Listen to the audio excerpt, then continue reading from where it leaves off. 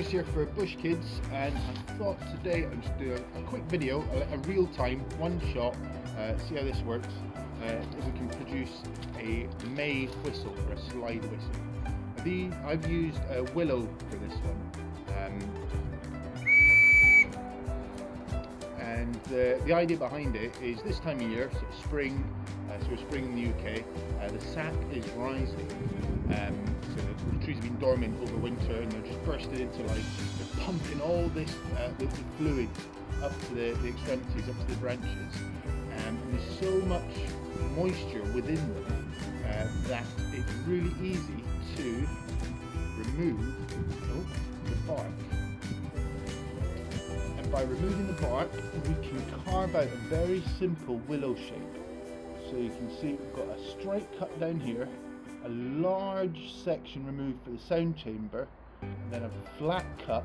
That's where the air blows through in the whistle. And just by removing the bark, carving the inside, very carefully sliding it back on, making sure not to rip bark,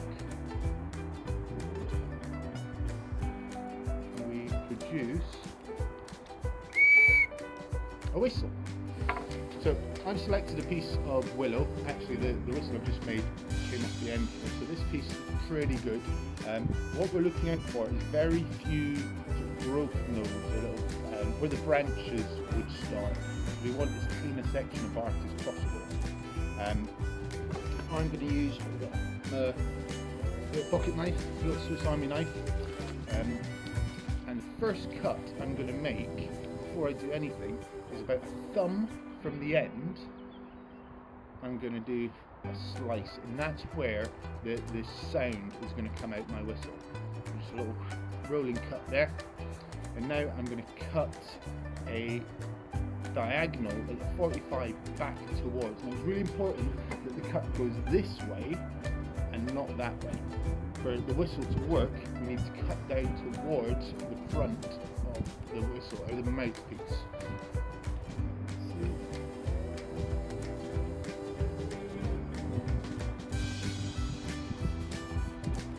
I've just removed a little slotted sort of V section. Now, you may have heard the saying, as clean as a whistle. Really important when we make these cuts that they are really clean. Get rid of any little fuzzies.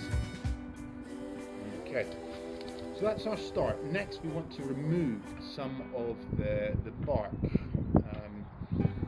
And I'm going to go all the way down to this sort of next growth node. I'm going to make that out. And I'm going to just do a ring cut very carefully, so through the thickness of the bark, all the way around.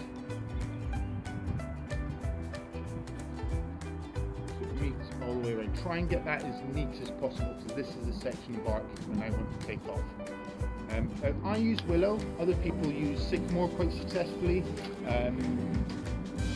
Because I've got tons of willow around me, so it's really easy. If you're looking for trees to do this, willow grows right next to water sources or nearby water. These long, thin lanceolate leaves. Well, this type of willow does. Goat willow has a shorter, fatter looking leaves. But the great thing about willow is taking a piece off isn't going to harm the tree. They cope really well losing limbs, and they will grow back. I mean, on site here we have big limbs fall down, completely disconnected from the tree. They'll lie in the grass, they'll reroot and they'll come back to life again. So it's a great tree for tools. So I've made that ring cut. You can see, make that out. So just here, I've gone all the way around the bark. Now I want to remove the bark.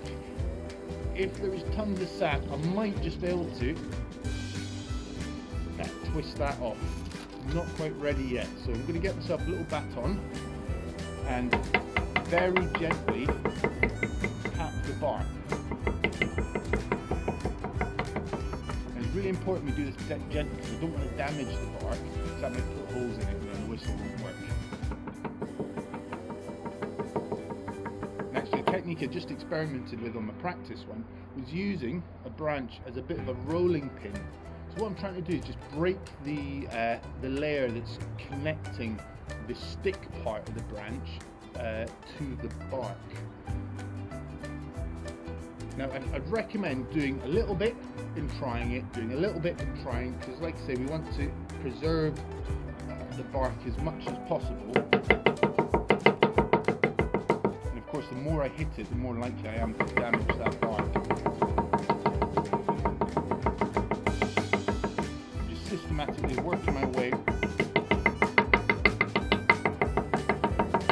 and down the bark. Give it a little. Oh, this is going to be a tough one. Try that rolling pin technique. A little bit more pressure.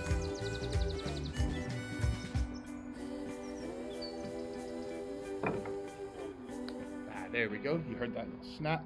And now I should be able to remove the bark in one sheet. Now, very important we don't lose this. This is the bulk of our whistle. So now to make the remainder of the cuts. First thing I'm going to do is increase the size of this area to make the sound chamber. So our first slice becomes our stop cut. I'm going to safely cut towards it, removing a little bit of material each time. Really important we start this off quite gently. If I push too hard, I risk cutting the end, this mouthpiece section off, which would mean the whistle wouldn't work.